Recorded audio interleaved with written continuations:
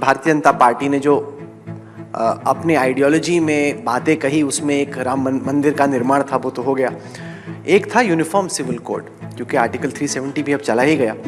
Uniform civil code को आप state wise देख रहे हैं, उत्तराखंड हो, गुजरात हो, आप स्टेट के मैनिफेस्टो में देख रहे हैं। इसको राष्ट्र भर में लागू करने के बारे में आप क्या सोच रहे हैं?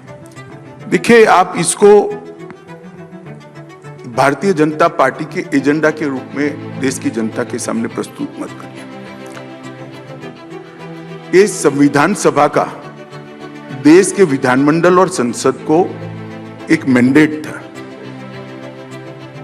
Directive principles of state policy अनुच्छेद 44 में हमारी संविधान सभा ने कुछ ऐसी चीजें रखी थी जो आजादी के तुरंत बाद संविधान सभा जिसको इंप्लीमेंट नहीं कर पाई, तो उसको अनुच्छेद 44 के माध्यम से directive principle of state policy में लिया गया और यूनिफॉर्म सिविल कोड उसमें से एक है।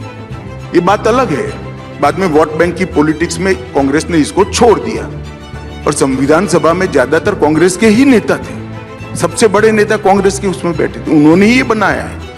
परंतु भारतीय जनता पार्टी ने इसको पकड़ कर रखा है, क्योंकि किसी भी धर्मनिरपेक्ष शासन का सबसे बड़ा लक्षण यह है कि सर्वधर्म के नागरिकों के लिए एक कानून हो।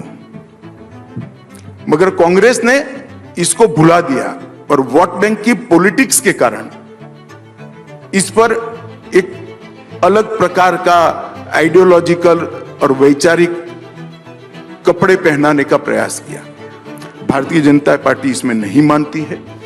हमारे 1950 से जितने भी चुनावी संकल्प पत्र है, इसका एक वादा है कि इस देश में भारतीय जनता पार्टी यूसीसी लाने का प्रयास करेगी।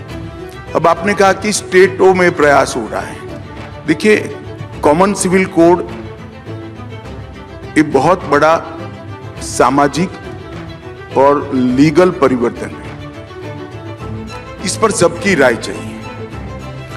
तो एक राज्य, 2 राज्य, 3 राज्य अगर इसको करते हैं, कमेटियां बनती है, इसकी सुनवाई होती है, सबको, लाखों लोगों को मिला जाता है और उसके अभिप्राय आते हैं, इसके आधार पर एक कानून बनता है, इसकी लीगल स्क्रूटिनी भी होगी और उसके बाद में जो मैच्योर चीज होगी वो ऑटोमेटिकली सारा देश स्वीकार करेगा, उसका मुझे भरोसा है।